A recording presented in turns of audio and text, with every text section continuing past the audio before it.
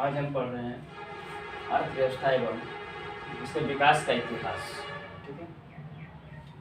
कहा जाता है कि भारत आज़ाद कब हुआ था। तो हमारा भारत जो आज़ाद हुआ था 15 अगस्त 1947 ईस्वी को। कब आज़ाद हुआ था? 15 अगस्त 1947 ईस्वी को भारत हमारा देश आज़ाद हो गया था।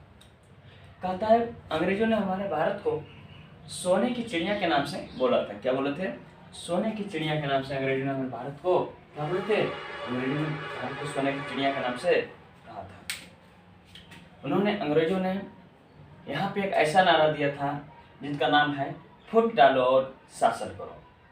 फुट डालो और शासन करो का नारा अंग्रेजों ने हमारे देश में दिया था और यह नारा अंग्रेजों का देन है। कहता है अंग्रेजों ने जाकर के भारत में लगातार 200 वर्षों तक कार्य किया था। कितने वर्षों तक? 200 वर्षों तक शासन किया था और हमारी वे सभी क्रियाएं जिनमें आय प्राप्त होती है उसे आर्थिक क्रियाएं कहते हैं। यानी आर्थिक क्रिया किसको कहते हैं? आखिर आर्थिक क्रिया है क्या? तो कहते हैं हमारी वे सभी क्रियाएं जिनसे आय प्राप्त होती है उसे आर्थिक क्रियाएं कहते हैं। उसे क्या कहते हैं हम लोग? आर्थिक क्रियाएं कहते हैं। क्या कहते हैं? आर्थिक क्रियाएं कहते हैं। ठीक है। कहते अर्थव्यवस्था की संरचना के आधार पर 3 भागों में बांटा गया। यानी अर्थव्यवस्था को संरचना के आधार पर कितने भागों में? तो 3 भागों में बांटा गया। कितने भागों में? 3 भागों में। पहला है प्राथमिक क्षेत्र। यानी प्राथमिक क्षेत्र किसको कहते हैं? प्राथमिक क्षेत्र के अंतर्गत आखिर आता है कौन कौन? तो प्राथमिक क्षेत्र कृषि हो गया, पशुपालन हो गया, जंगल हो गया, मछली पालन हो गया। ये सब जो है प्राथमिक क्षेत्र के अंतर्गत आता है। किस अंतर्गत? प्राथमिक क्षेत्र के अंतर्गत आता है। द्वितीय क्षेत्र, दूसरा है द्वितीय क्षेत्र उद्योग, निर्माण, गैस, बिजली। यानी उद्योग, निर्माण, गैस, बिजली ये सब जो है द्वितीय क्षेत्र के अंतर्गत आता है। तृतीय क्षेत्र कहता है बैंक, परिवहन, संचार, व्यापार, अन्य सेवाएं। जितने भी सेवाएं होती हैं, जितने सेवाएं हैं टोटल का टोटल सेवाएं तृतीय क्षेत्र के अंतर्गत आता है। ठीक है। कहता है अर्थव्यवस्था को 3 प्रकार के हैं। अर्थव्यवस्था कितने प्रकार के होते हैं? तो अर्थव्यवस्था 3 प्रकार के होते हैं। कितने प्रकार के? 3 प्रकार के। पहला है पूंजीवादी, समाजवादी और मिश्रित। तो पूंजीवादी अर्थव्यवस्था किसको कहते हैं? वैसा अर्थव्यवस्था जिसमें केवल का केवल अधिकार केवल एक ही व्यक्ति का अधिकार हो, यानी खास निजी व्यक्ति का जिसमें अधिकार हो, उसे क्या कहते हैं हम लोग? पूंजीवादी अर्थव्यवस्था कहते हैं। पूंजीवादी अर्थव्यवस्था हमारे विश्व में 3 ही देश में है। America, Japan, Australia.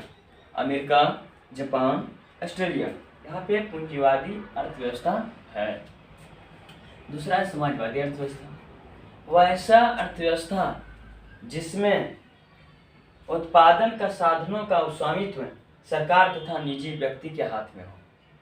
सरकार तथा निजी व्यक्ति के हाथ में हो उसे कहते हैं हम लोग मिश्रित अर्थव्यवस्था। वैसी अर्थव्यवस्था जिसमें उत्पादन का साधनों का स्वामित्व सरकार तथा निजी व्यक्ति के हाथ में हो उसे क्या कहते हैं हम लोग? मिश्रित अर्थव्यवस्था। जैसे भारत हमारा देश जो है एक मिश्रित अर्थव्यवस्था के अंतर्गत आता है।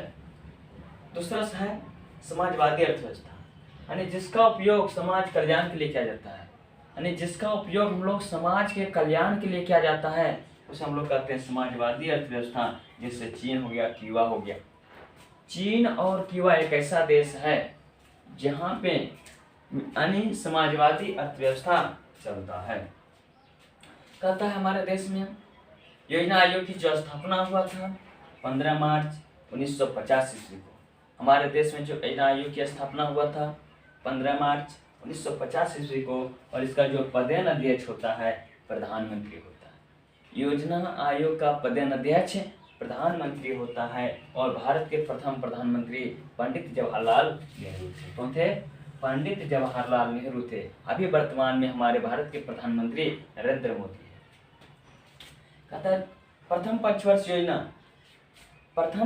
योजना जो चला था 1951 से 1956 तक। द्वितीय पंचवर्ष योजना 1956 से 1961 तक, और तृतीय तृतीय नहीं चला था।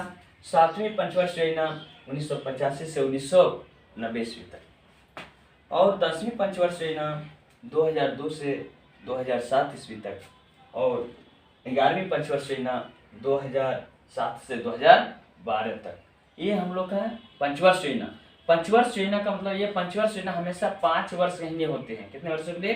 5 वर्षों के लिए होते हैं। और राष्ट्रीय विकास परिषद का जो स्थापना हुआ था 6 अगस्त 1950 ईस्वी को जाकर के राष्ट्र का स्थापना हुआ था। ठीक है।